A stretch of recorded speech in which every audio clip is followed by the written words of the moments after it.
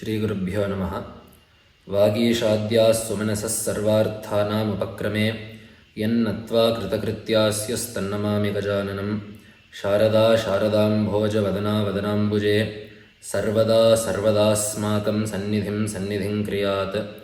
सदाशिवसमारम्भां शङ्कराचार्यमध्यमाम् अस्मदाचार्यपर्यन्तां वन्दे गुरुपरम्परां। शास्त्राब्धिपारदृश्वानं सङ्गहीनं तपोनिधिं भजे श्रीभारतीतीर्थगुरुं भद्रौघदायकं। विद्याविनयसम्पन्नं वीतरागं विवेकिनं वन्दे वेदान्ततत्त्वज्ञं विधुशेखरभारतीं। नौमि ह्रीञ्जपमात्रतुष्टहृदयां श्रीचक्रराजालयां भाग्यायत्तनिजाङ्घ्रिपङ्कजनतिस्तोत्रादिसंसेवनां। स्कन्धे भास्यविभासि पार्श्वयुगलां लावण्यपाथोनिधिं भक्तत्राणपरायणां भगवतीं श्रीराजराजेश्वरीम्.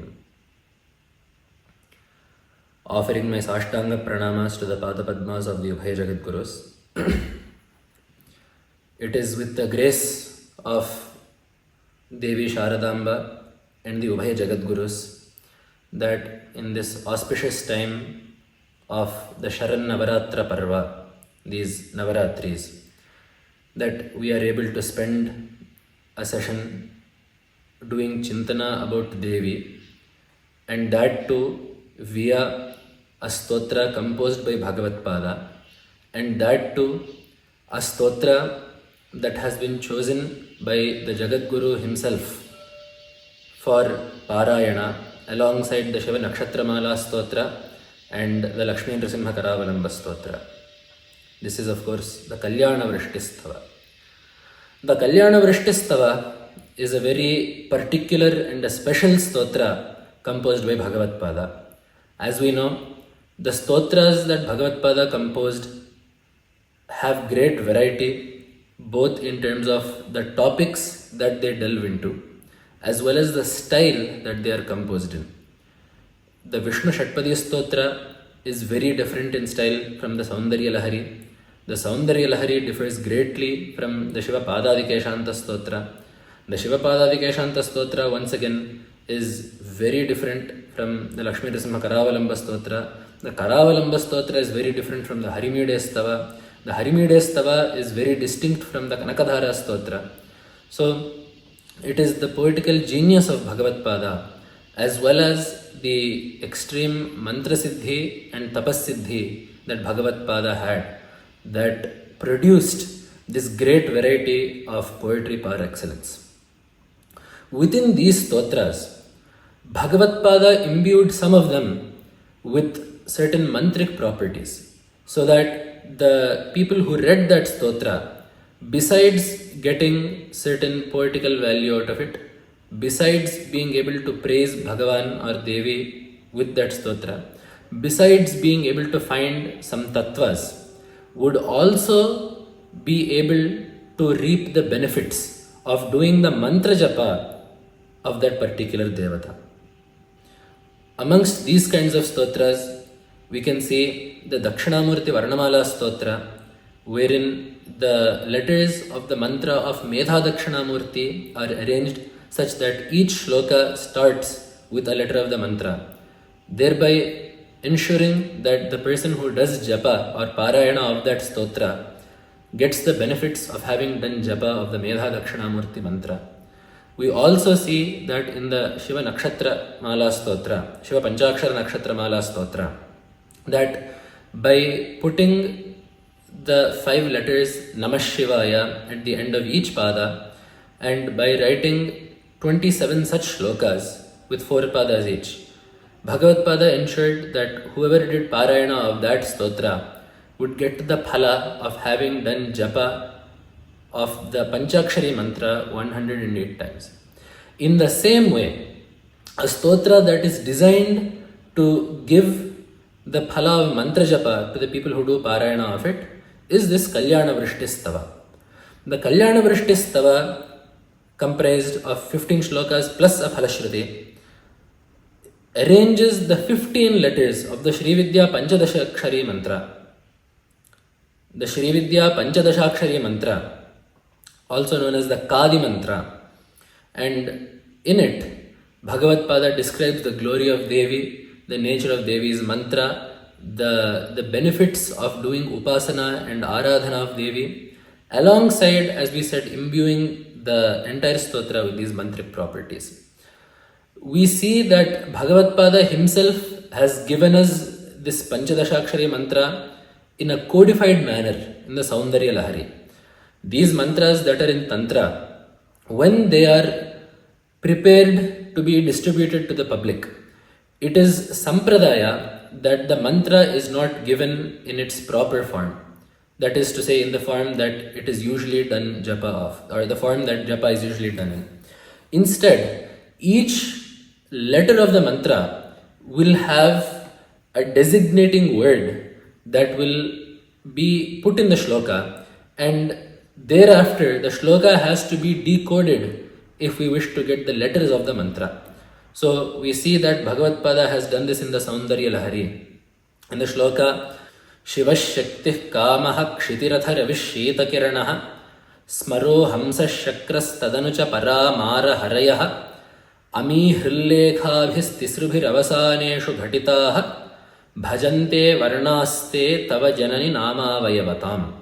So in this Bhagavad Pada says, Hey Janani, O Devi, Tava Nama Vayavatam Varnaha Bhajante. These letters become the building blocks of your name. These letters become the parts whose sum total is your name, that is to say your mantra.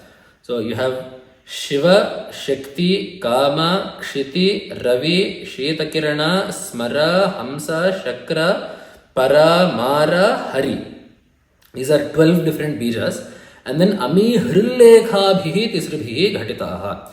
These are then imbued with 3 Hrilekhas, that is to say a Hrinkara, that we will also discuss in this stotra. So you add those 3, giving you a total of 15 letters.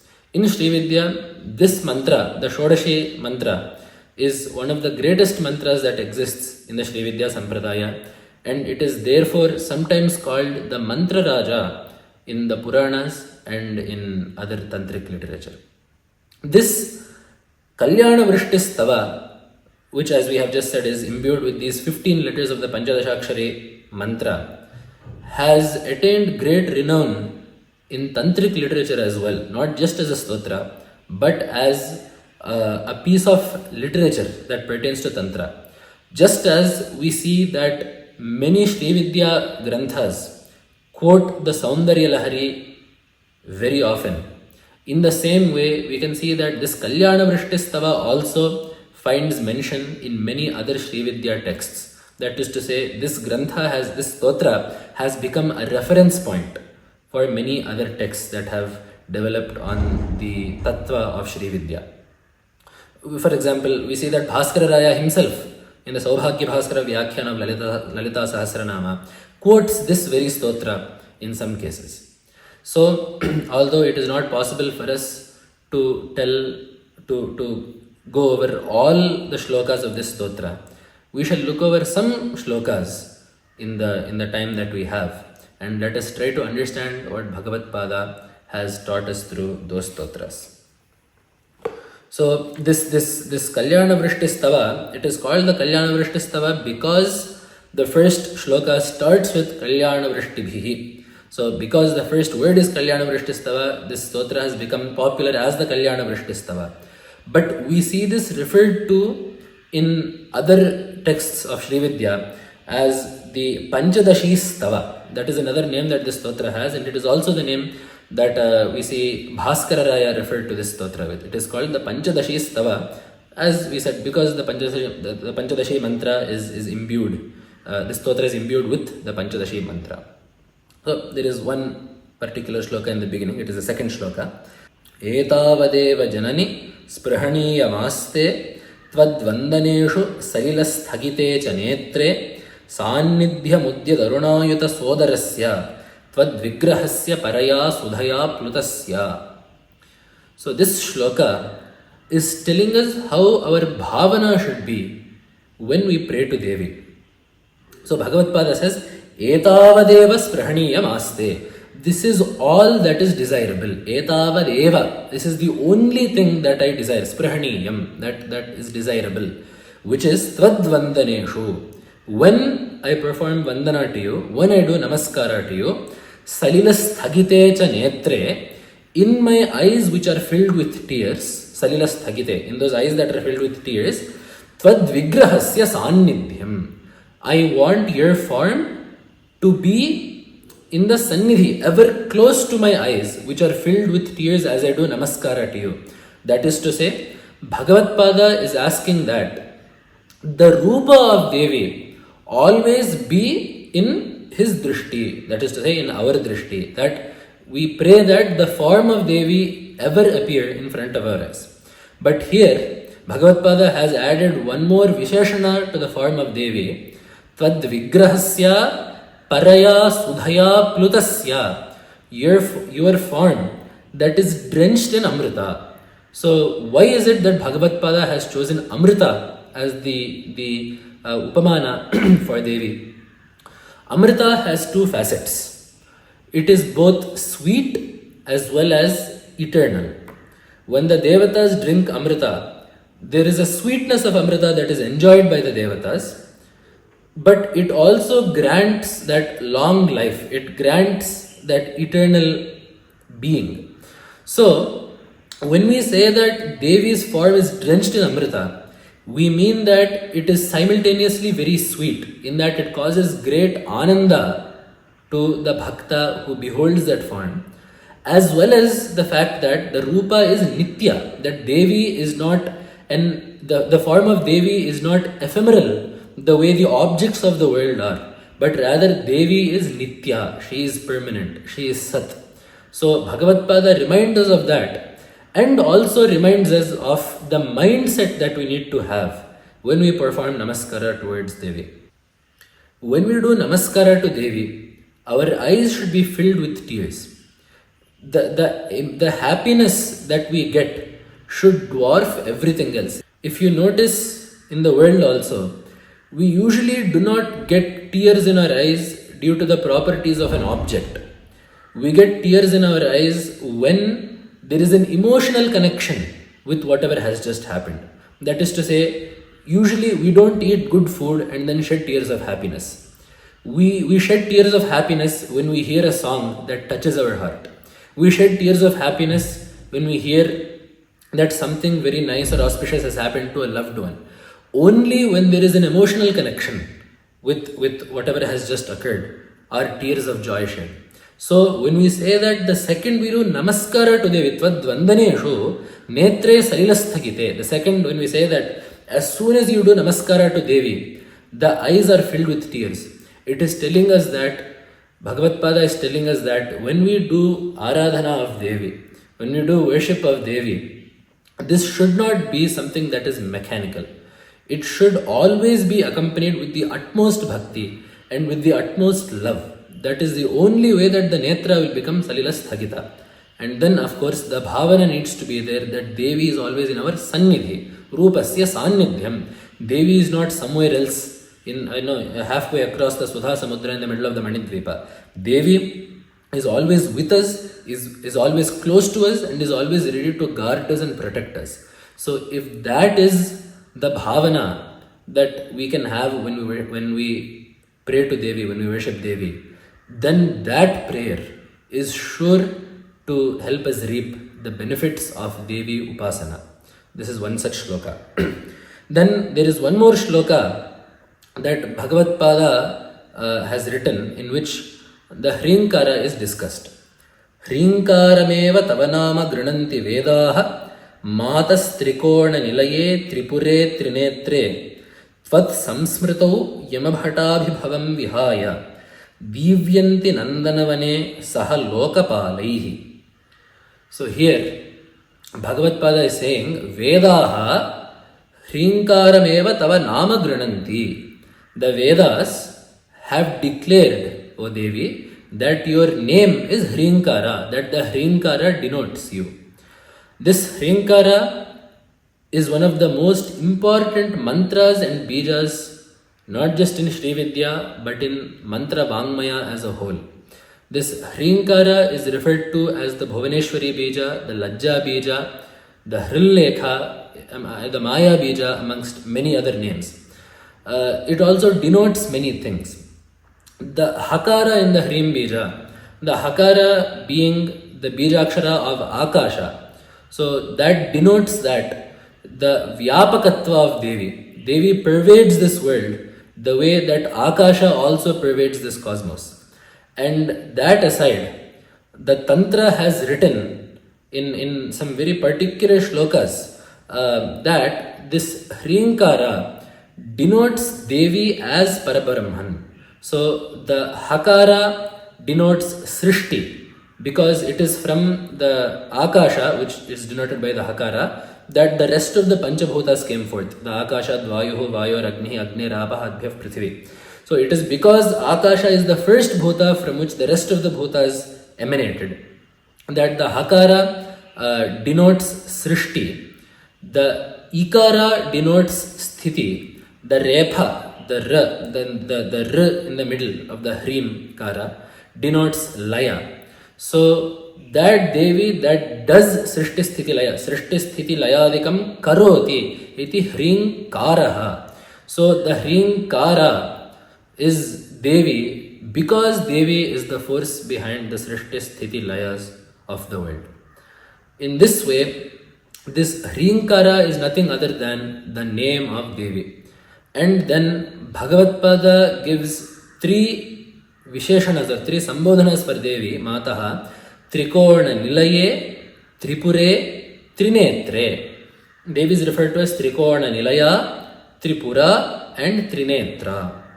So, Trinetra is self-explanatory. Devi has three eyes, being the Surya, Chandra and Agni. Then Devi is referred to as Trikona Nilaye, she who resides in the Trikona. So there are many names in the Lalita Sahasranama also that correspond to this. For example, Trikona Antara Deepika. So she who is the Deepa, Deepavad Deepika is what Bhaskararaya writes there. She who is the light within that Trikona. So in the Shri Chakra, in the 9 Avaranas, as you go in, the middle Bindu is where Devi resides with Kameshwara, where Kameshwara and Kameshwari, Tripura Sundara and Tripura Sundari reside. Around that Bindu is a Trikona. So the first Avarana outside the Bindu is a triangle, a Trikona. So we can take it that Devi resides in the Bindu within the Trikona. In the same way, in a more yogic sense, this Trikona is actually a triad of energy centers within the body. In the Mooladhara resides Agni. In the Hridaya, that is to say the Anahata Chakra, resides Surya. And in the Murdha, at the Sahasrara Chakra, resides Chandra. These are three loci of energy. That is to say, Agni at the Mooladhara, Surya in the heart, that is to say the Anahata Chakra, and Chandra at the Sahasrara, the crown of the head. So these three, when combined, form a Trikona, a triad of points. And Devi is that Shakti, that Sushumna Shakti that flows within those 3 points, that Chaitanya that courses within those 3 yogic points is none other than Devi herself. So she is Trikona Nilaye, she resides in that Trikona. And then Devi is referred to as Tripura. This is perhaps alongside Kameshwari and Lalita, one of the most important names that Lalita Devi is referred to in the Sri Vidya Tantra. This Tripura, Trini Purani Yasyahasa, she who has 3 cities, or she who is the mistress, the empress of these 3 Puras. These 3 Puras have also been explained in various ways. So Ida, Sushumna, Pingala, Ida is what the Tantra is saying. So the Sushumna, Ida and Pingala, the 3 energy flows of the body on the left, right and center respectively. Those 3 are the 3 Puras. And the Shakti coursing through those is none other than Devi. This is one meaning. When doing Vyakhyan of the name Baindavasana in Lalita Sahasranama, as Bhaskararaya explains the name Baindavasana, he explains how the 3 avasthas are conceived as both Bindus and Puras. And that Devi being linked with those three avasthas and the three puras is Tripura. That is to say, the three avasthas are the three puras, the three cities, and Devi resides within all of them. That is to say, the same Jiva Chaitanya that experiences the world in Jagrata Avastha, the same Jiva Chaitanya that watches the dream unfold in the Swapna Avastha, that same Jiva Chaitanya that exists experiencing its own happiness, although veiled by avidya, in the Sushupti Avastha, that Chaitanya is Devi. That same Chaitanya that resides in the three avasthas, that Shuddha Chaitanya is none other than Devi. This is one more meaning that has been given of Tripura. There is one more meaning that is given. Nadi Trayantu Tripura, Sushumna Pingala Ida, Mano Buddhis Tatha Chittam, Puratrayam Udahratam, Tatra Tatra Vasatyesha, Tripuret Yabhidhiyate, is what Tantra is telling us. So, besides the three nadis, the Manas, Buddhi, and Chitta, these are the three names that the Antahkarana assumes when it performs different activities. When it is performing Sankalpa or Vikalpa, that is, when it is deciding whether it wants something or not, the Antahkarana is called the Manas. When it decides something, it is called the Buddhi. So, when it wants or does not want something, it is called the Manas. When it decides, Nishchayatmika, it is called the Buddhi. And then when it is used to store memories, it is called the Chitta. In this way, this trifecta of utility that the Antahkarana serves is called the Puratraya, the Tripura. And Devi, who resides within the heart, within the Antahkarana, is called Tripura. This has been explained in detail as well. And one more meaning has been given by Bhaskara Raya in the Vyakhya of the name Maha Tripura Sundari. There the Tripura is taken to mean the Triputa. In every thought, there is a triad of entities. That is to say, the thinker, the thought, and the object of thought. This is what is called the Mana, Meya, and Matra. So this trifecta is usually called the Triputa in many Darshanika Granthas, in many schools of philosophy. But it is also referred to as the Tripura when it comes to Srividya Paribhasha, when it comes to the parlance of Srividya. So Devi exists as the seer, as the object that is seen, as well as the means of perception. So in this way also Devi is Tripura. And there is to basically sum all of this up, there is a very nice shloka that has been told in Tantra. Devanam Tritayam Trayi Hutabhujam Shaktitrayam Trisvaraha Trailokyam Tripuri Tripushkaramiti Tribrahma Varnastrayaha Yatkinchit Jagati Tridha Niyamitam Vastu Trivargatmakam Tat Sarvan Tripuretinam Bhagavat Yanvetite Tatvataha. This is one shloka that has been quoted from Tantra. That is to say, Yatkinchit Jagati Tridha Niyamitam. Whatever in this world is split into threes. That is to say, the entire world that we see is split into threes. Devanam Tritayam. The three devatas, that is to say, the three murtis, Brahma, Vishnu, and Maheshwara. Trayi Hutabhujam. The three Agnis that form the basis for all karma that is done, for the entire karma kanda. The Garhapatya, Dakshina, and Ahavaniya Agnis. Shaktitrayam, the three Shaktis that are necessary for any action to take place. Ichha Shakti, Jnana Shakti, and Kriya Shakti. Triswaraha, the three swaras that entail the Vedika Vangmaya, the three swaras that are present in Veda. Then Trailokyam, the three worlds itself. Then Tripushkaram, Trailokyam, Tripuri, Tripushkaramiti, Tribrahma. There are three Vedas, the Rig, Yajus, Sama. So in this way, Varnastraya, in this way the three Varnas of the Omkara, Akara, Ukara, and Makara. In this way, Yatkinchit Jagatit Tridha Niyamitam. So whatever it is in this world that is split into three, Tat Sarvam, Tava Tattvato, all of that is referred to as Tripura. Anything in this world that is split into three. The three Gunas also, the Sattva, Rajas, Tamo Gunas. In this way, everything in this world that is split into three is referred to as Tripura. And that Devi who is the Adhishtatri of all of these, that Devi who is the empress of all of this, is called Tripura. So, Anvetite, Tripureti Nama Bhagavat Yanvetite Tatvataha. Hey Bhagavati, Te Tripureti Nama Tatvataha Anveti. The name Tripura suits you thoroughly, is what the Tantra is telling us there. So, in this way, Bhagavad-pada has also given us two Visheshanas, that is to say Trikona Nilaye and Tripure. But behind those names lies a vast ocean of esoteric rahasyas, of esoteric knowledge.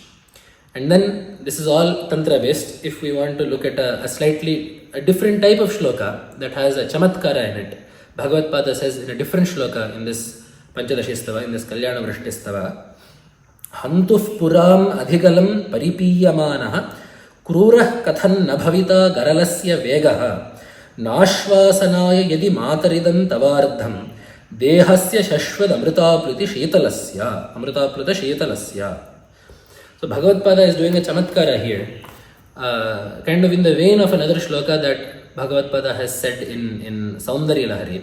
So Bhagavad-pada is basically saying, Hantuf pura madhigalam paripiya manaha kruraha kathanna bhavita garalasya vegaha. So that garala vega, the effects of the poison that Shiva drank, the halahala that Shiva drank when the Kshitasagara was being churned, the effects of that poison that Shiva drank, that certainly would have spread to the rest of his body. Krurah kathanna bhavita garalasya vegaha. Adhikalam Puram Hantuhu. So that Pura Hanta, that is to say the enemy of the Tripuras, the Tripura Rakshasas, who is Shiva, in his throat, that Visha that was drunk, that poison that was drunk, its Vega, its effects and its fallout would have spread to the rest of the body. It would not have been contained were it not for you, Devi. And why is that? Devi, residing in the Vamardha of Shiva's body, resides there as Amrita. So Bhagavad-pada says, Shashvad Amrita Pluta Shetalasya. The half of Shiva's body that consists of Devi is continually drenched in Amrita. As we said earlier, right? Devi's form is said to consist of Amrita because of all of its different properties. So it is because Devi has protected Shiva by residing in his half as Amrita, that the poison of Shiva's throat has not spread to the rest of his body. The Amrita of Devi's Sanidhya, the Amrita of Devi is the counteractive measure to the poison that otherwise would have caused havoc to Shiva. So here what we are basically saying is, it is Devi's Mangalya that is Shiva's Raksha, which is exactly what Bhagavad-pada said in Saundarya Lahari as well. Sudhamapyasvadya pratibhaya jara mrityu harinim vipadyante vishve shatamakhadya divishadaha. But all the devatas that drank Amrita, they were all troubled by this halahala. But it is Shiva who drank Visha itself and was not troubled. That is Tavajanani Tatanka Mahima. That is the greatness of Devi, of Lalita Devi, that she was able to shield Shiva, Parameshwara, from the effects of the Visha. So this is one chamatkara that Bhagavad-pada has done, because Devi is in half of Shiva's body. So it is because she was in the half of the body that the poison did not spread to the rest of the body. Devi was able to control the spread of the poison and contain it into Shiva's throat. This is one more such shloka that was quite beautiful. Then there is one very particular benefit of Shri Vidya Upasana. That is to say, all upasanas are special in their own way, but obviously there will be certain peculiarities of the upasanas of different devatas. So it is usually said that Stri mantro bhogadav proktaha pummantro muktidas tatha. It is usually said that a Stri mantra is said to give bhoga, that is to say material pleasure, and a Pum mantra is said to give moksha. That is to say, jnana, and through jnana, moksha. But it is a speciality of Sri Vidya that bhoga and moksha are given simultaneously. Because in this mantra, especially when it comes to the Samayachara way of looking at this mantra, that is to say, Samayachara wherein Parameshwari and Parameshwara are both worshipped together, especially in that mode of worship of Sri Vidya, this mantra is neither just a Stri mantra nor just a Pum mantra. The Hakara and the Kakara in the mantra are the aspects of Shiva. The rest of the mantra is the aspect of Devi. So within this mantra is contained both the Stri Lakshana and the Pum Lakshana, thereby making this Panchadashi mantra a mantra that confers both bhoga and moksha. That is why Tantra says in another place, Tasmad Ashesha Varnanam Tripuraradhanam Vina Nasto Bhogapavargautu Yogapadyena Kutrachita. Besides the Aradhana of Tripura Devi, that is to say Devi through this Sri Vidya, through this Panchadashakshari mantra, there is no other way that people can get bhoga and moksha yogapadyena. Nasto bhogapavargautu yogapadyena. Other mantras will give bhoga or moksha, but it is only Devi's mantra that gives bhoga and moksha simultaneously. This is one speciality of Sri Vidya. So that speciality of Sri Vidya is being told in a mantra, in a shloka, in this Kalyana Vrishti Stava, in a very beautiful way. Bhagavatpada says, Sarvajnatam sadasivak patutam prasute devi tvadanghi sarasiruhayof pranamaha kincha sphuran makutam ujjvala matapatram dve chamarecha mahatim vasudham dadati.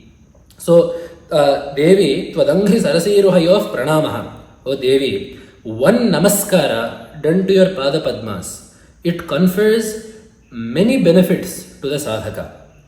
For example, so then Bhagavatpada is listing out all of those. Sarvajnata, he will become a great darshanika, he will know everything.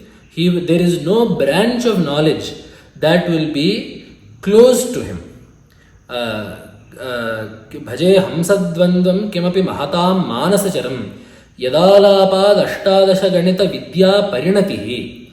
Bhagavatpada says in Saundarya Lahari. So he says, Bhaje hamsadvandvam. I pray to that pair of hamsas, that is to say, Tripura Sundara and Tripura Sundari. Yadalapat ashtadasha vidya, ashtadasha ganita vidya parinatihi. From whose speech, it is from Devi and Parvati and Parameshwara, that the 18 vidyas came forth. That is to say, Angani, Vedash Chatvaraha, Mimamsa, Nyaya Vistaraha, Dharmashastram, Puranancha Vidyahyetash Chaturdasha, and then the 4 Upavedas. So the 6 Vedangas, Shiksha, Kalpa, Vyakarana, Nirukta, Jyotisha, Chandas. And the 4 Vedas, Rig, Sama, Atharva. Then Angani Vedash Chatvara, Mimamsa, Nyaya, Dharmashastra and Purana. These make 14. Then the 4 Upavedas. That is to say Ayurveda, Dhanurveda, Gandharva Veda and Arthashastra. These 4 are the Upavedas. So you combine all of these and these become the 18 Vidyas. So someone who worships Devi will attain mastery of all of these 18 Vidyas. That is why Sarvajnatam Prasute. The Upasana done of Devi, the Namaskara that is done to Devi, gives all kinds of Jnana.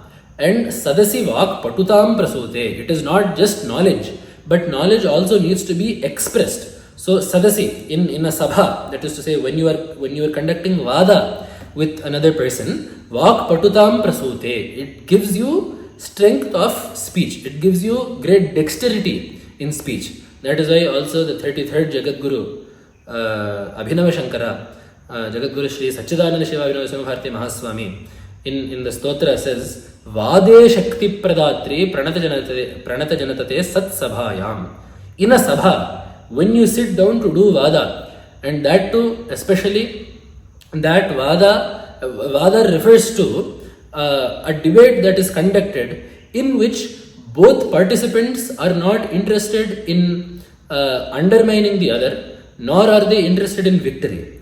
Vada is that debate in which both participants seek to know the truth. So in such debates and discussions, Devi gives Shakti. That is why the Acharya has said, Vade Shakti Pradatri. In the same way, here also Bhagavad-pada is saying, Sadasi Vak Patutam Prasute. When such debates are being conducted with other learned men, Devi allows for the expression of that knowledge, that the speech will be dexterous and capable. It is one thing to know something, and it is a much different thing to express whatever is that we know clearly. Devi will allow for that as well. And these are all related to Jnana. These are all related to Vidya studies, and later on properly, if you do all of this properly, Brahma Vidya and Moksha from there. Then what about Bhoga? So there Bhagavad-pada also says, Kincha. Kincha means what's more. It is used when you have something in addition to something else. Sphuran Mukutam. It will also give the Upasaka a crown. Ujjvala Matapatram. A resplendent umbrella. The paraphernalia basically of a Chakravarti, the parasol of a Chakravarti. Kincha Makutam Ujjvala Matapatram. Kincha Sphuran Makutam Ujjvala Matapatram. Dve Chamare. 2 chamaras on the side. And Mahatin Vasudham Dadati. It gives also great expanses of land. Basically, someone who does this Namaskara to Devi will not just attain mastery of all Vidyas, but he will also become supremely affluent. He will basically become a king. He will become a Chakravarti. Because it is only for Chakravartis that Shveta Chhatra, the white umbrella, is held. Those chamaras are there. All of these lanchanas, all of these insignia belong to only kings of the highest order, kings who command vast empires. So the Namaskara to Devi grants that as well to the sadhaka. Then there is also one more shloka that will bring to mind, no doubt, one shloka from the Lalita Sahasranama. Kalpopasamhritishu kalpita tandavasya devasya khanda parashof para bhairavasya Pashanku Shaikshava Sharasana Pushpa Bana Sa Sakshini Vijayate Tava Murti Rekha. This is a very beautiful shloka, and as you may have guessed, this is basically a vyakhyana to the name in Lalita Sahasranama, Maheshwara Mahakalpa Mahatandava Sakshini. She is the witness to the Mahatandava performed in the Mahakalpa of Maheshwara. So in the Saubhagya Bhaskara, very nicely, the Sarthakyas, why that Maha has been used each time. There are many Ishwaras in the world, there are many people that rule the world, but there is only one Maheshwara, one Ishwara that rules over everyone. All other rulers are subject to some other ruler, but there is only one supreme master of this cosmos who is Paramatma, Parameshwara, and that too Maheshwara Mahakalpa. So between kalpas there are avantara pralayas, but there are still some jivas that survive, some beings that survive from one kalpa to the next. This is a Mahakalpa, which is implying that there is nobody else that is left. Basically, the entire Srishti is ripped apart back into the Panchabhutas and the Panchabhutas to the Tanmatras to be started afresh in the new Srishti. So there is no being that is corporeally surviving from one Mahakalpa to the next. In that Mahakalpa, not just a Kalpa, but in that Mahakalpa, in that bigger cycle of time, Paramatma performs a Mahatandava. This is not, and the Mahatandava is to differentiate it from the normal Sayam Tandava. So Paramatma performs Tandava every evening in Kailasa. That is normal. But this is a Mahatandava, also known as the Pralaya Tandava, the Tandava that is only performed for the dissolution of the world. So that is why in Lalita Sahasranama, this is referred to as Maheshwara Mahakalpa Mahatandava. And although the entire cosmos, as I said, is ripped apart into its bare constituents, Devi, however, remains as the Sakshi, Mahatandava Sakshini. She is the sole witness to that Tandava of Shiva. So, actually, in the Vyakhyana of this name, for the Vyakhyana of Maheshwara Mahakalpa Mahatandava Sakshini, Bhaskararaya has quoted this very shloka from the Kalyana Vrishti Stava. So that is why it is very apt that we remember this shloka henceforth whenever we look at that name in the Lalita Sahasranama, and also vice versa. Whenever we look at this shloka in this stava, this should also bring to mind that particular name from the Sahasranama Stotra. And here there is an inner meaning that is also hidden within this, that Bhaskaraya very nicely explains and then says that this meaning is present in this shloka. So what we actually mean is, when Paramatma performs the Pralaya Tandava, there is nothing else left. There are no, there is no Panchikrita Panchabhuta Srishti left. There is no Panchabhautika Srishti left. That is to say, the grossified Panchabhutas now no longer hold sway. There is nothing that is made out of the Panchabhutas that is left. The Panchabhutas have been ripped apart. The Panchabhutas, that is to say, each Panchabhuta is actually a mix of all the Bhutas.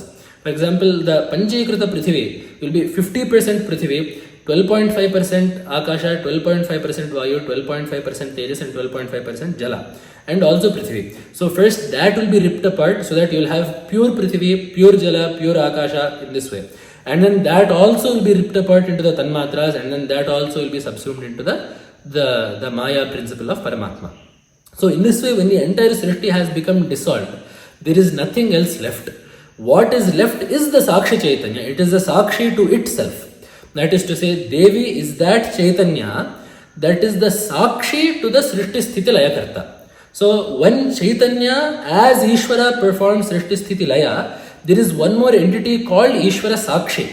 So in this is a slightly harder topic to kind of understand.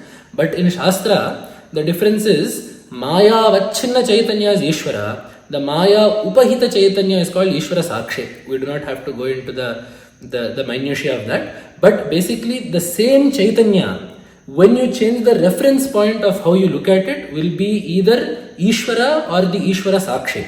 So it is another way of saying that Devi and Shiva are the same entity, they are inseparable, but it is just a matter of standpoint. Whether you are looking at as Shiva or Shakti depends on the standpoint.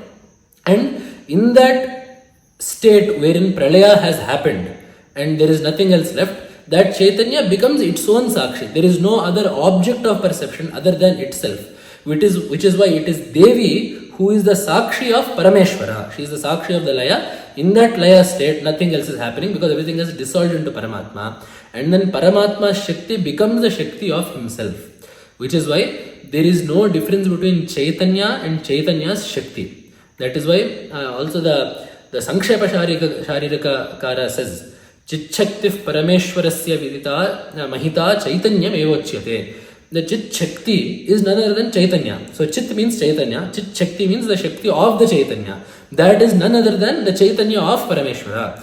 Chit Shaktif Parameshwarasya Mahita Chaitanyam Evochyate. So there is no difference between Chaitanya and the Chit Shakti. It is just a change in the reference point. The reference frame, it is called, right? So when that is the case, in that Pralaya, the Chit Shakti is the Sakshi of Chit. The Chit Shakti is the Sakshi of Chaitanya. That is the inner meaning of what we mean when we say that Devi is witness to the Pralaya Tandava of Parameshvara. So this is one more very beautiful shloka. And then Bhagavad Pada has also written Pasha Ankusha Aikshava Sharasana Bana Pushpa. So Devi's form has also been told in this. As we know, she has Pundraekshu Pasha Ankusha Pushpa Bana Haste. She has 4 things in her hands. The Pundraekshu, the bow that is made up of sugar cane. Then Pushpa Bana, 5 flowery arrows. And then an Ankusha, the elephant goad that is used to control the elephant. And a Pasha, a noose. And what the inner meanings of these ayudhas are has also been described in Lalita Sahasranama. Ragaswarupa Pashadhya. The Pasha, the noose that Devi has is called Raga. As we all know, Raga is the liking, the attraction that one has towards sense objects. And it is very apt that is manifest as a noose because it ties, it binds. So that is why the Raga is personified as a Pasha. Krodhakara Ankushodjvala. So the Ankusha, the elephant goad is Krodha. Because what does the goad do? It tricks the elephant. It literally goads on the elephant. And the elephant is always said to be Matta. Usually an elephant is a sign of Mada, of that madness that does not allow it that discrimination of thought. So the Ankusha drives on that maddened elephant. In the same way, Krodha drives on the mind. It blinds the mind and drives it on to commit things that it otherwise would not. That is why Hanuman says in Sundarakanda also, Kruddho Hanyat Gurunapi. Someone that has completely fallen under the influence of anger will do unspeakable things to even the Guru. The Kruddho kaha na kurute papam. Who is it that will not do a papa if he is angry? Kruddho hanyat guru napi. So in that way, the entity called Krodha, called anger, pricks us, maddens us, and goads us on to do things that we otherwise would not do. Which is why that Krodha is personified as an Ankusha, the elephant goat.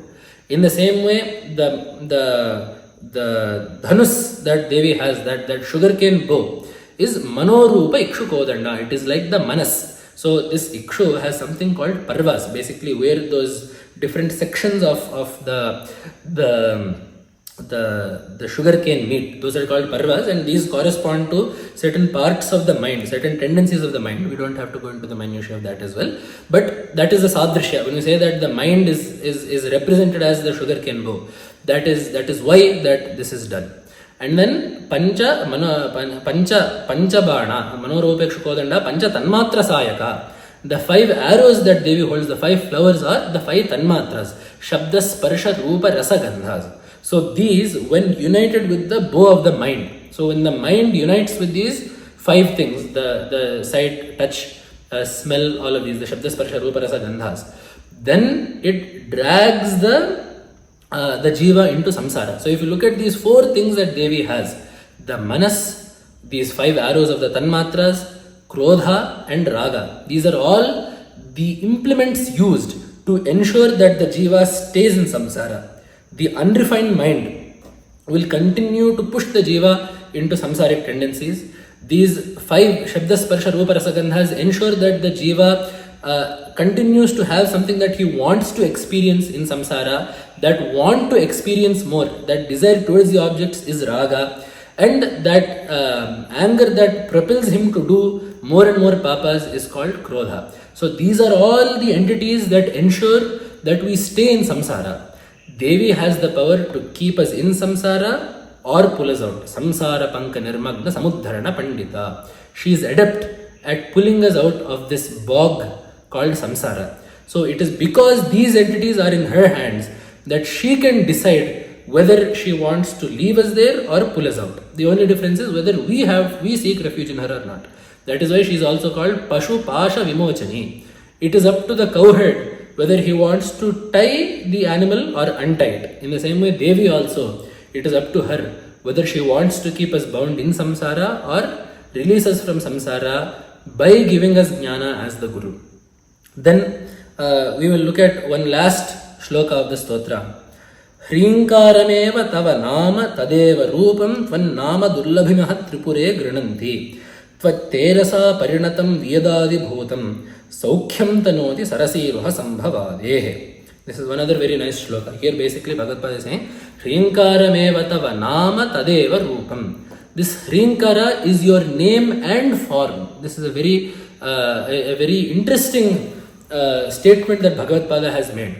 So we can understand that the mantra is akin to the Devata's name, because it is a sound that denotes the Devata, which is why the mantra of a Devata is akin to the Devata's name, Hrinkarameva tava nama. But how is it that Tadeva Rupam, how is it that the mantra is the form of the Devata? It is because all forms do not have to be like our body, accompanied with arm, hands, legs, a face and a neck and a chest and all of that. There are various forms that a Devata can take. The form that we see, that is to say, when Devi is sitting, Aruna Kausumba Vastrabhasut Kati and all of that, when she is sitting with the Chaturbhujas and the Kirita and all of that, that is her Tairasa Swarupa. That is her form made of Tejas. But Devi, any Devata will also have a Shabda Swarupa. They will have a sonic form. It is that sonic form that manifests as a mantra. They will have a Rekhatmaka Sharira, a form that is a geometric form. That is what the yantra is. So for Devi, the geometric representation of Devi is the Shri Chakra. The sonic representation of Devi is exactly this Panchadashakshari mantra. The Taijasa manifestation of Devi is the form that we usually see in Chitrapatas with 4 arms and the red sari and the crown and the moon and all of that. So it is important to keep in mind that the mantra is not something that is used to worship the Devata. The mantra is none other than the Devata itself. So when the Guru does mantropadesha for us, The Guru is not just giving us a means of worship.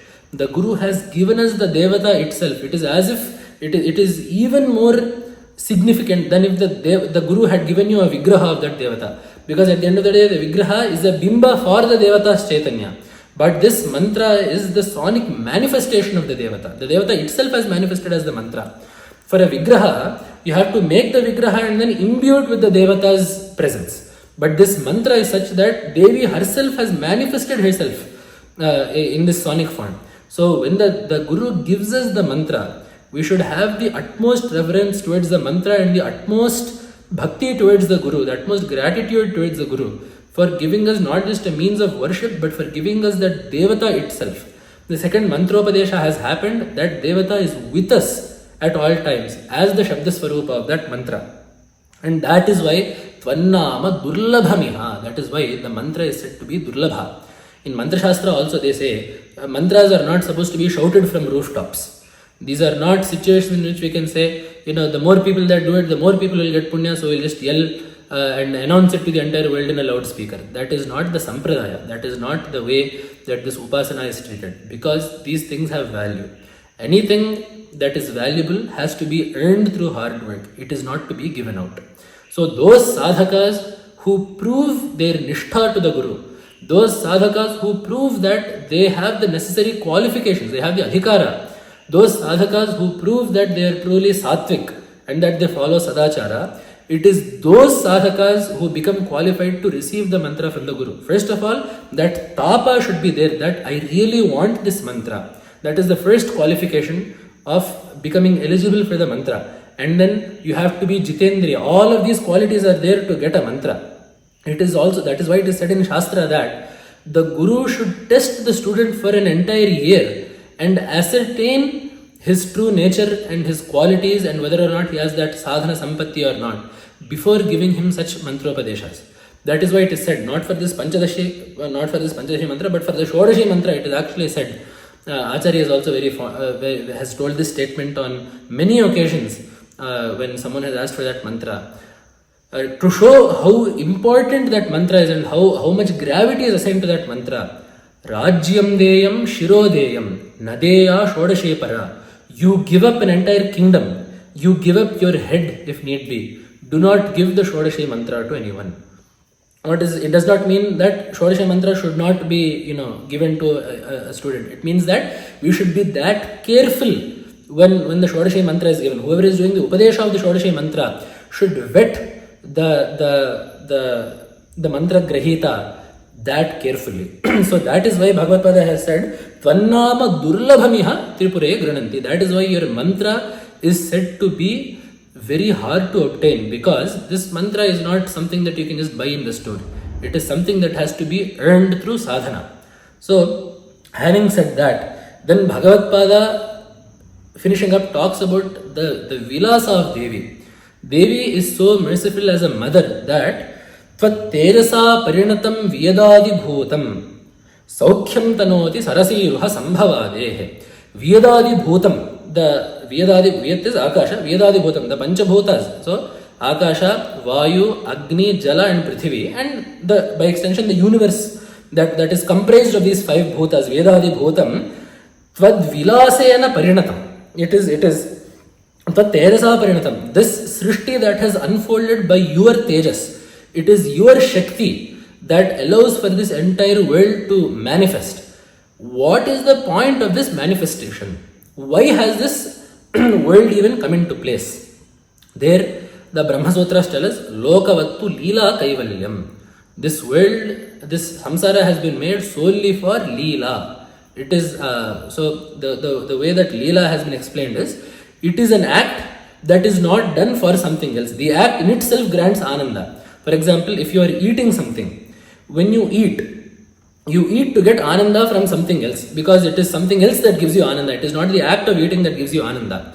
But it is when you perform an act and there is nothing else that gives you Ananda. The act is done not to obtain anything, but just for the sake of happiness. That act is called a Leela. That is what we see in children, for example. They play. They do not need anything. The example that Bhagavad Pada gives in the Brahma Sutra Bhashya there is, of a king. So a king will sometimes just go sport in a garden. Why does he sport? For no reason. Sporting gives him happiness, that is it.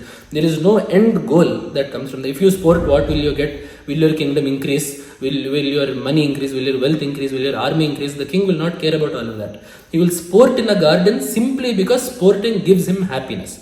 In the same way, Devi also created this world solely to sport. There is nothing that she needs from this. So just for fun, basically. That is why the derivation of the word Lalita is given by the Purana as Lokan Atitya Lalate Lalitatena Chochyate. It is because she transcends these worlds and she sports. She is called Lalita. That Lal Dhatu denotes happiness, playfulness and all of that. So it is because she sports, having transcended the cosmos, that she is called Lalita. And then we have a question, then why even bother going through all of the work? It is because this Jagat is meant to be experienced by the Jivas. The Jivas have karma sheshas from the previous cycle. So if they need to experience those karmas, they need one more janma. They need more janmas in which the previous karmic debt needs to be paid out. So it is in that situation that this world is created because the Jivas have some karma that they need to experience. That is why here Bhagavad Pada has said, Sarasiruha Sambhavadehe Saukyam Tanoti. So by Saukya, pleasure, and we can take by extension Dukkha as well. So the Sukha Dukkhas, this Prapancha that has manifested itself through your Shakti is useful for giving Bhoga. Bhoga is used for Sukha Dukkha Anyatara Sakshatkara. To the experience of Sukha or Dukkha is called Bhoga.